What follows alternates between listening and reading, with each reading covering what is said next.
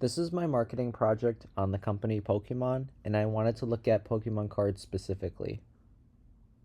For Pokemon cards, it's a trading card game that can be turned into a tabletop game where people can battle as like the trainers like in the anime to simulate a version of a battle. Players use 60 deck cards and it's their opportunity to be strategic and to problem solve. Pokemon cards can also simulate customers to be like the characters in the show by collecting their own Pokemon, thus can create our own memories out of them. And they can also be collected to fulfill an entire collection or for the art themselves. Now, it's mainly marketed towards kids, but it can also be towards adults, but the primary audience are the kids. Once again, kids can simulate as a trainer as through the trading card game, as well as having relationships with these characters on the cards, and that's also connected through the TV show, in which they also may have an attachment to the characters on the show. And once they see their favorite Pokemon on the cards, it encourages them to want to buy them and collect the cards. Children are more likely to try and stick around with a brand if it feels exciting and relevant to them. As Pokemon Company COO Takato Tsutomiya noted, that kids don't play things that they're not interested in, and will quickly dismiss an old or boring brand. By keeping the game's anime and events fresh and appealing to younger audiences, Pokemon ensures continues to pass the franchise to the next generation, as it was designed to be a multi-level generational franchise. While the core products are aimed at kids, the company also brings cross-generational appeal through nostalgia, collectibles, and shared experiences. And with trading cards, for example, they serve as like a bridge between adults and children, which allow the parents and older fans to engage alongside with younger fans. Children are the most active buyers of Pokemon products, especially in the young. Children are the most active buyers of Pokemon products, especially in the early stages of a franchise's life cycle. Targeting them feels first maximizes early adoption, which in turn drives the sales of related media, merchandise, and events. And this also creates a large enthusiastic fan base that can be sustainable through decades with the brand. As well as Pokemon itself, the story, the characters, and the gameplay are all tailored to the children's interests, which include adventure, collectability, and friendly competition. This makes it easy for kids to connect emotionally, which fosters loyalty and encourages them to share the brand with friends and family. Now, for the adults, they were once these kids as well, and they have fond memories with Pokemon as the company. Oftentimes, the hard to get Pokemon cards are the Pokemon characters who are prominently the fan favorites, and the thrill of opening Pokemon card packs as they did back in their days, as well to see if they are able to get one of those hard to obtain Pokemon cards. Now, with the market segmentation, here comes the demographics. So, for kids, it's mainly aged through 6 through 12, as collecting is primarily experiential, driven by the love of the Pokemon franchise, the thrill of opening packs, as well as social trading. They value more of the rarity and the aesthetics more than the actual financial metrics compared to people that are much older. And their budgets are a lot more smaller, which often are funded by allowances or family purchases. And this makes them a little bit more price sensitive and less likely to engage in speculative trading. And with adults, they're mainly men that buy the bulk of the cards, but women are more likely to spend on a single trading card, which takes into the value of how each person values Pokemon cards in general. And then again, this is also kind of a little correlated to men being the majority of buyers, as 72% of the TCG player fan base in general is all men, and only 40% of TCG players in Pokemon are only women. And this is the largest collector segment, which make up over 58% of US collectors, and only about 34% of toy collectors within the market revenue. And many grew up with the original 1996 release and now have many disposable income to pursue cards they couldn't afford as children. Their buying is often nostalgia driven, seeking specific cards from their youth that actually hold emotional value. Now, with the geographic sense, Pokemon regions that are depicted in the cards have been inspired by the real world locations. For about a decade, almost a decade and a half, regions were inspired by areas in Japan, and ever since about around 2010, around that time, Pokemon has expanded their horizons and has searched out their fictional location inspirations out in different parts of the world. I'm not going to name every single region that has been inspired by whichever location, but I do have an example of the picture on the screen. The left side is Lumiose City, which is depicted in Kalos, and on the right side, it was driven by its own inspiration by France. And with each region, it has different unique cities, towns, and different Pokemon species, as it's reflected in the artwork of the cards. And by these exclusive regions, it creates like this highly imaginative setting featuring all these diverse environments, mystical relics, and different kinds of unique Pokemon. Like within the puzzle continent, crystal Pokemon exist. And cards from these sets often depict just like specific locales, architecture, and landscapes, which give collectors a sense of the region's geography and lore, and also a little bit of homage to the real world, as Pokemon isn't just only exclusively in Japan, but it's inclusive between the rest of the world. And then Pokemon cards are produced and distributed differently across regions, which affects their design, print quality, and collectability. For example, Japanese cards are known for a sharper print, richer colors, smoother finishes, and precise centering, often considered art pieces first and game pieces second, with the original Pocket Monsters back design unique to Japan English cards, distributed widely in North America and Europe. And they prioritize scale and global playability, making them easier to find and trade, but sometimes less consistent in print quality. And then other Asian markets, including China, Korea, and Thailand, generally follow the international blueback design while featuring localized text. And these regional differences influence collector value, tournament eligibility, and the aesthetic appeal of the cards. With Psychographic, it's mainly about collecting, which then could lead to, which can lead back to nostalgia, leads to different friendships and tournaments, but I think I'll be getting into that a little bit later.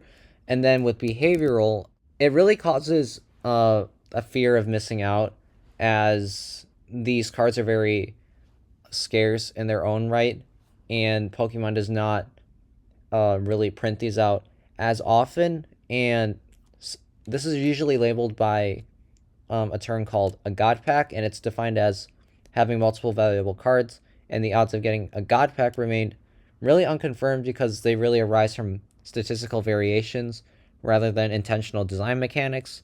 And enthusiasts really estimate that the frequency ranges from 1 in 500 to 1 in over 1,000, depending on the set, which increases the scarcity rate on certain cards. And people really want to do like find these God Packs or find as many valuable cards as possible. And when you're opening booster packs to try to find as many God cards as possible, it really triggers a dopamine driven reward system response. And the uncertainty of what's inside creates this like variable ratio reinforcement schedule, where rewards are unpredictable, which is the least extinguishable in behavioral psychology.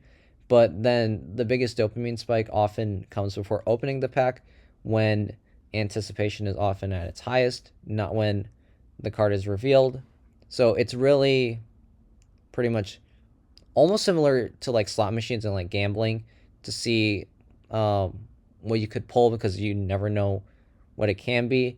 So your brain is going to try to have to like learn through disappointments as you try to like persevere through the possibility of trying to get something that you want in a pack.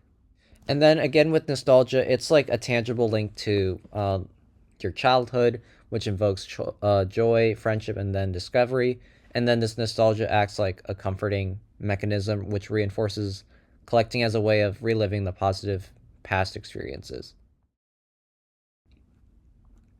And then with the marketing mix strategy, the base price of a standard retail pack is really depicted by the production and distribution costs, and it's generally uniform across newly released expansions. And typically, it's around $5 for an most up-to-date booster pack, which features 10 cards. And then like elite trainer boxes are usually worth about $50 to $60. And then again, the secondary market may have to raise the prices to keep up with the competitive market, as it's very demand driven. It's easy to get into the hobby as it's pretty cheap to start off with, and it really just psychologically wants to get the buyer to gamble, essentially to get the card that they want. And then with their promotion strategy, they often promote their promo cards with the more iconic characters to help with nostalgia based collectors, and the design idea could look like for other cards. So I pulled a few examples of what like the packaging would look like, as well as like kind of like how they market themselves to get people to buy these cards. So on Instagram, for example, I pulled out a pretty recent example of a Pikachu card that they're trying to promote for their 30th anniversary. On the front, it's on the front cover of the post. It was pretty clear of what the card looks like, as people primarily associate Pikachu as the mascot of the brand. The easier your audience can understand who a character is and how much relevance they are to the franchise, the easier it's going to be for a product to sell out as well. Additionally, when we move into like the second picture, featuring the two Pokemon sets, it's Sylveon and then Greninja respectively. It gives us an up close view of what the actual sealed product looks like, and it gives kids a sense of idea whether they would want to purchase it or not, as well as between these two pictures, that they're very colorful, like for their own design as well as the packaging. And considering that the Pokemon cards are a form of art in Japan's sake, it really ties back to Pokemon as a piece of art for creativity, which often is depicted in the shows in which kids watch, and it's also going to be tied back to how they also see and also treat the product as well. And then when they get pushed out into stores, they're often placed near the front of the stores. Traditionally, that's where trading card games go, because they're usually sought after because they can be flipped for a higher price and for income. More on that later. But that usually just means more high visibility for kids and other people to run into this product. And it creates decisions whether for kids that they want to buy it just because it's their favorite Pokemon, or as well as it's one of their favorite hobbies. For the adults, whether it's evoking nostalgia, or it's the idea of ripping a pack and seeing if there's something valuable inside. Now, for competition and benchmarks, the direct competitors for against Pokemon is Magic the Gathering and then Yu-Gi-Oh! Magic the Gathering is pretty similar to Pokemon, as it does feature things like Eldritch monsters, necromancers, mages, assassins, guilds, you name it. And it does also become more tournament influenced, as the game also allows you to act during your opponent's turn, which gives this exclusive ability to Magic the Gathering. And Pokemon, in comparison, is less complex at a beginner level, but that isn't to say that Pokemon is simple or boring. But there is like long-term strategy at play as you decide like when to like evolve your Pokemon, distribute your energy, and like the rest of the game mechanics.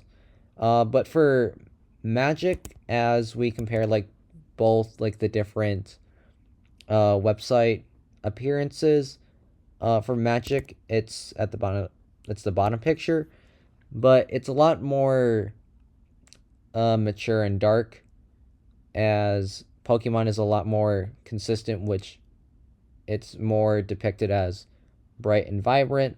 So we can see like there's like a clear difference between their target audiences, as Pokemon strives to be more for kids, and Magic the Gathering is a lot more catered towards adults and mature audiences. And then when we compare the cards itself, There's about like at least more than 50,000 unique kinds of Pokemon cards. And then with Magic the Gathering, it's more than 80,000. And then when we see like the value between the cards, like based on collector goals, Magic the Gathering collectors prefer cards that are more valuable in gameplay versus Pokemon fans that are more likely to uh, use it as income or just to hold on to it for a collection. And then for Yu-Gi-Oh's brand, it's a lot more anime anchored and Japan leaning. Its inflow is more steadier but smaller, but when inflow exceeds supply, product appreciates, and then Pokemon's inflow has been larger for 2 decades running. And with the cards, Pokemon has more Grail tier cards by count, deeper auction house infrastructure, and faster price discovery, while Yu-Gi-Oh's Grails are a lot more smaller in number, but no less real. And then for collectors targeting like the absolute top of the market, Pokemon offers more entry points, as for collectors who want like a single coveted card without competing against like a global Pokemon collector base, Yu-Gi-Oh! Grails are arguably more better priced relative to their scarcity. Tournament style between Pokemon Yu-Gi-Oh! Pokemon is a lot more like chess. It's like slower, positional, fewer moving parts for their tournament style. And then Yu-Gi-Oh! Is like chess speed. Is like chess speed with a larger and much more complex rulebook on the side, and it has like different audiences and different like kinds of gameplay. So the meta is always different. And then for Yu-Gi-Oh, the print runs at retail have been always been larger than Pokemon print runs, and their collector base is smaller. So it really, and those factors really compound to keep the secondary market prices lower per card and a lot more affordable. And then for Funko Pops and blind boxes being the indirect, they're a lot more bigger and they take up a little bit more space as the product themselves than Pokemon cards. Blind boxes have fewer characters in a collection, which boosts your odds of getting an item that you want, versus Pokemon cards, where there's a harder chance of obtaining a card that is a lot rare in a set, since there's a lot of cards, which feels more likely to complete a collection and getting to know the characters better than the hundreds of Pokemon cards that Pokemon has. And blind boxes just have more selective favorites. Typically, it's more expensive with the size that you get, and it's more expensive due to how more efficient and cheap it is to make cards than on cardboard than an actual literal figurine. And then for the benchmarking itself for Magic, it's always been recognized for its rigorous tournament standards, consistent card quality, and global distribution network, making it a reference point for competitive play and collector trust. And Pokemon cards, while dominant in the collector market, they have used Magic the Gathering's approach to tournament integrity, card durability, as well as the supply chain management as a benchmark. Magic the Gathering cards utilize high density blue core paper to prevent transparency and ensure that the cards maintain their shape after shuffling. And then this attention to physical quality sets a standard for durability and handling that Pokemon cards can compare against when designing competitive or collective products. And then their organized play ecosystem, it includes like professional tournaments and local game store support, which provides a model for players on how to foster long-term engagement with the tournament. And then Pokemon cards themselves can benchmark against Magic the Gathering's tournament structure, prize incentives, and community building strategies to enhance both competitive and casual play. And then on the secondary market, Magic the Gathering's established secondary market demonstrates how consistent grading, scarcity management, and product integrity drive collector confidence, while Pokemon cards evaluates Magic the Gathering's practices in grading and market liquidity to optimize like their own collective value and investor appeal. Now for the SWOT analysis, starting with their strengths, Pokemon obviously is pretty much a global brand recognition, since it has one of the highest grossing media. It is starting with a SWOT analysis, starting with the strengths. Pokemon is the highest grossing media franchise in history, giving the trading card game unmatched name recognition across multiple generations of fans. It's able to capture as many players that either collect the cards through art or by the rarity, or even just like completing a collection in general. It's able to strive as a secondary market, which is able to generate long term success and interest with customers and people that are interested in cards, as well as the nostalgia factor, as there are cards dating all the way back from the 90s and early 2000s that people still want to chase and still go after on the auction.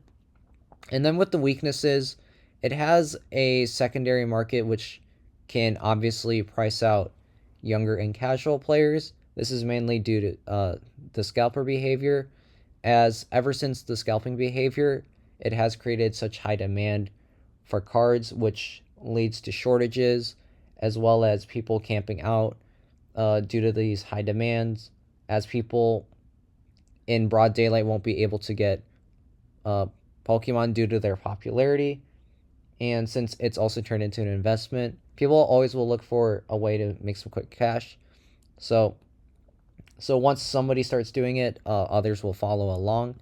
And then for digital, and then for opportunities, they have expanded on the trading card game, which is now mobile. So instead of having to open up physical packs or having to spend actual money, you can do it digitally, which may not have the same feeling, but they try to invoke it um, entirely just to kind of like make the game a lot more safer than people realize. Because with people trying to hunt down the physical cards, it has led to safety issues in place, and those enforcements are being taken care of in stores, as well as limiting products for customers to ensure fair play.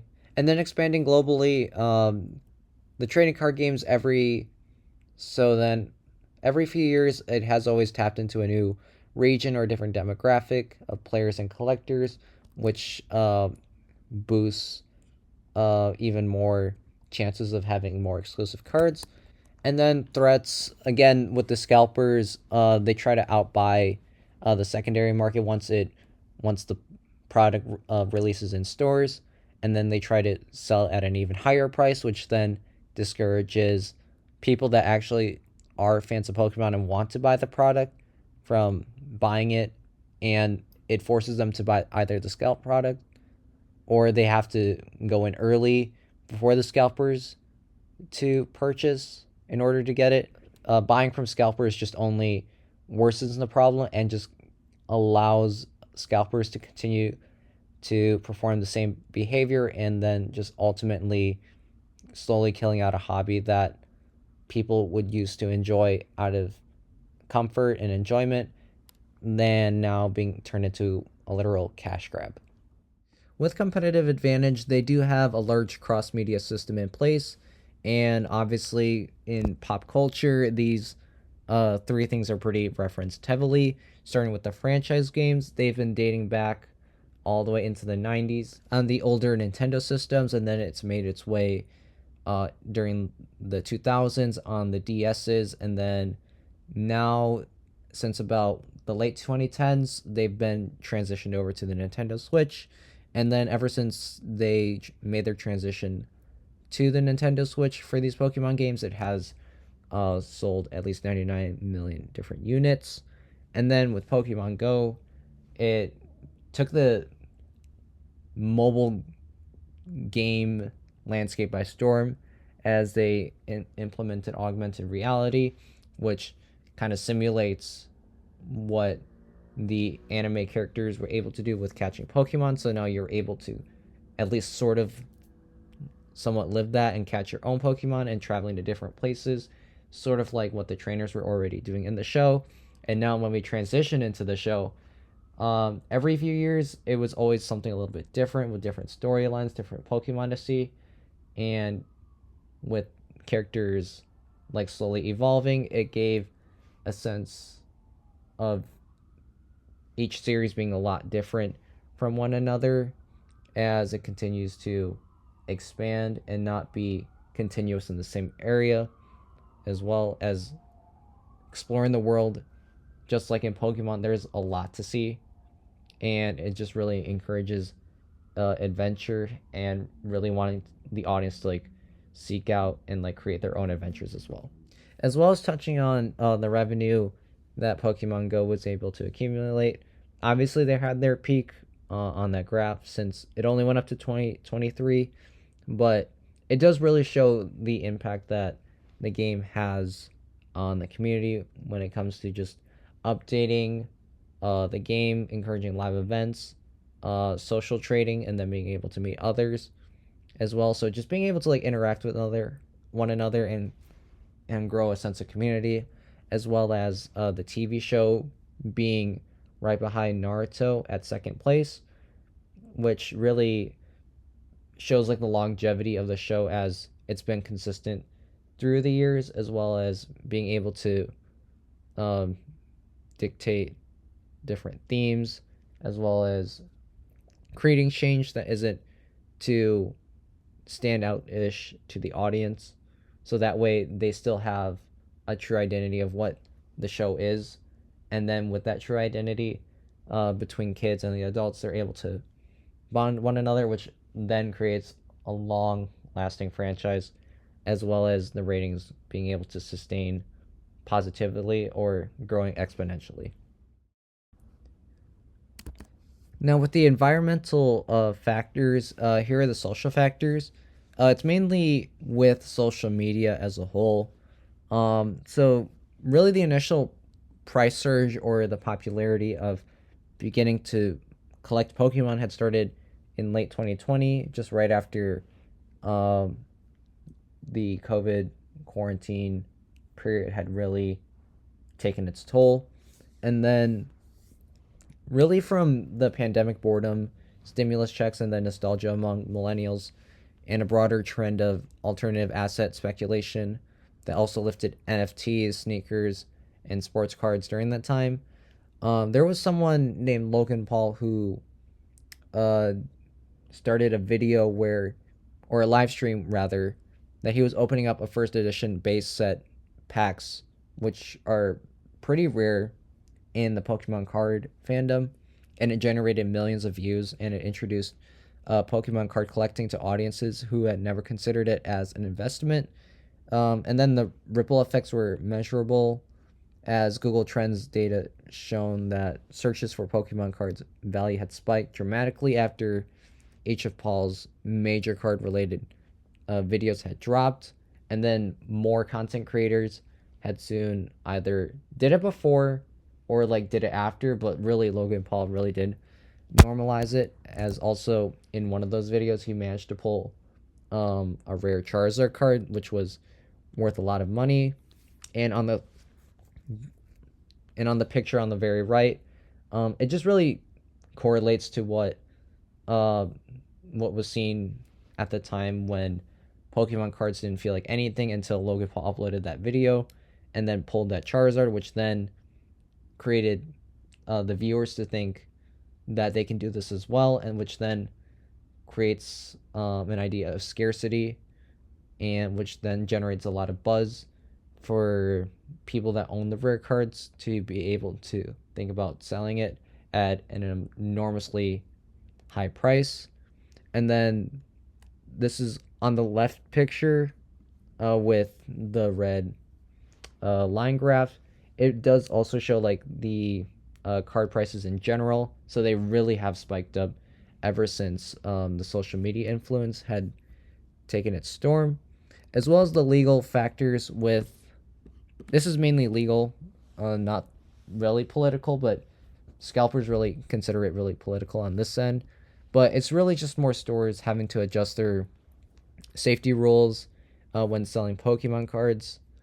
They've had to also remove some of the Pokemon card vending machines. They've had people line up in lines and going one by one to get Pokemon cards, as well as like putting cards behind customer service or limiting customers to only 2 per purchase to really ensure that people have a fair shot at getting Pokemon cards. And then we have the economic factors, which are, again, it's just a gambling on the cards and just like weighing in to see like if you would buy a singular card that you want, or you want to play the riskier game and go the quote unquote cheaper route and just like ripping a pack and seeing if you're able to pull it off within the first few attempts. And then we have the high prices from resellers, like I was talking about, from the scalpers and the secondary market, which causes people who are into the hobby to not want to stay within it anymore due to it being ruined by prices and their income being able to not afford the packs. And then since there's also positive economic factors to this, as cards have gotten more exclusive to some places in the world, like the Chinese cards, for example. But on the opposite end, it also means that rare cards drives up the value and attention they bring to collectors mostly, and it brings the attention yet again. So it also discourages those to see the value of purchasing them or even bet on themselves that they can even just find that card through an exclusive booster pack, and they may have to like go through a bunch of different like paths or rabbit holes in order to get the card, especially if they're a collector. And then we got the technological factors. We got like Pokemon Go, the virtual version of it, another virtual version of it, and then like the franchise games that promote similar experiences of collecting Pokemon in a lot more safer and then also a personal setting. Now with the consumer behavior, it's really, again, with the social factor when it comes to friends, especially like when you're younger, when we still stick with the kids like kind of perspective, where like some classmate of yours may have Pokemon and you wonder what it is, and it's like one of the hottest trends in grade school, so you take up the courage to want to buy Pokemon cards just so you don't feel left out. And then the gambling aspect of trying to see if you're able to pull out one of the rare or more valuable cards. And overall, this is just more of a like FOMO experience, like you're feeling like you're missing out.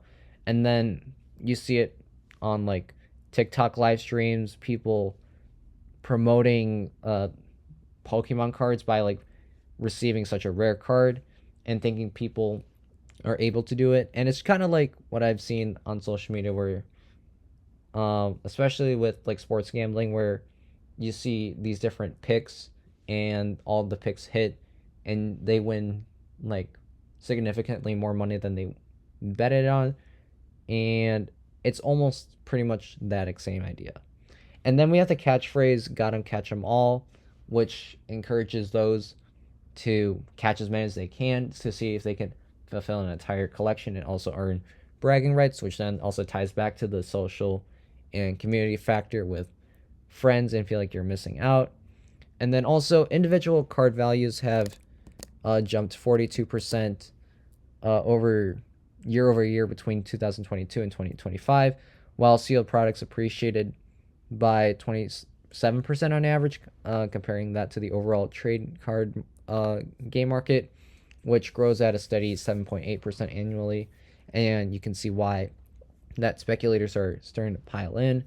And then historically, Pokemon cards have appreciated 3,800% in value from 2004 all the way up to 2025, which is a figure that really attracts investors, but also requires a little bit of context because this return was really driven by primarily from the cards from the original base set released in 1996 to like 1999, which had a window of limited production capacity and no reprints.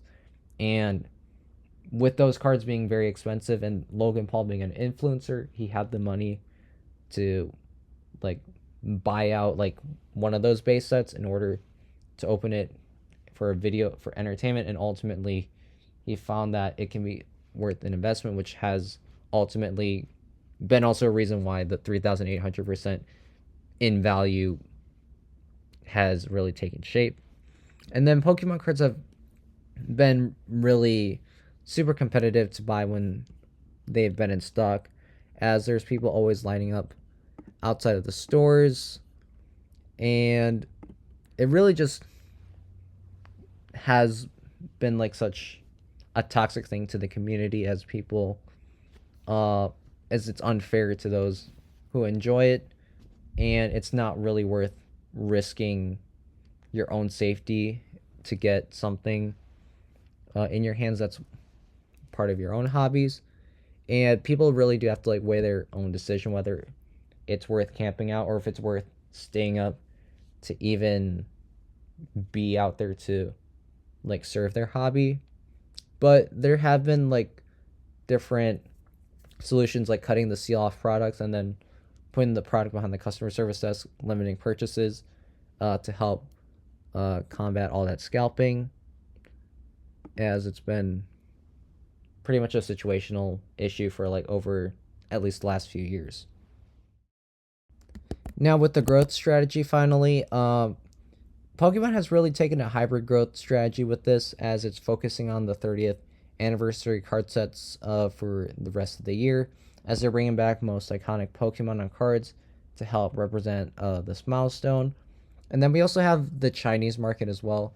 Pokemon TCG has officially launched in mainland China starting all the way back in 2022, and Pokemon Shanghai has really produced a range of unique alternate artwork cards exclusively for Chinese releases, and these cards have become highly sought after by collectors around the world, often commanding significant premiums on the secondary market due to their region exclusive nature, and they're continuing to expand not just in China but like in different countries as well, as they have also did that as like, or more so with like the text like on the cards, just so there's a lot more global diversity involved, and it's not just significantly just only pinpoint to only one country or a select full of countries.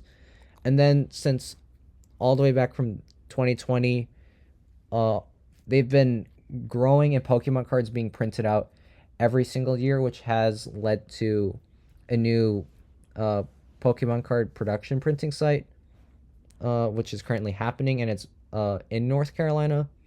So these renovations, along with the construction of a brand new manufacturing facility, are estimated to be finished by 2027. However, full-scale operations at the new site aren't expected to commence until late 2028. So they're seeing how demand has been taking shape, and they're using this opportunity to help grow the fandom even more by being able to print more cards, and then which does increase the odds of being able to pull off one of those scarce or rare cards, which boosts the incentive to even participate in this hobby, as well as the addition of a brand new game that's coming out called Pokemon Winds and Waves, which features a brand new region, a brand new Pokemon, which will obviously keep audiences hooked, since there's going to be an entire new set, just like the other 9 regions that have been involved. They've already announced a teaser, as well as introducing a few new Pokemon, so which will get people talking, as they also will compare it to past Pokemon. But it's also another generation for both the millennials, also Gen Z as well, and even Gen Alpha as well, when they see the strides that Pokemon has made through the different generations. Now, here are my sources. There's a lot of sources. Here's like a breeze quick through. I had a lot of fun with this video. It was fun talking about one of my favorite hobbies and how it has ultimately changed the landscape of things. But I hope this video wasn't too long, but it was really enjoyable to make, and I enjoyed this class and learning the different ways of marketing.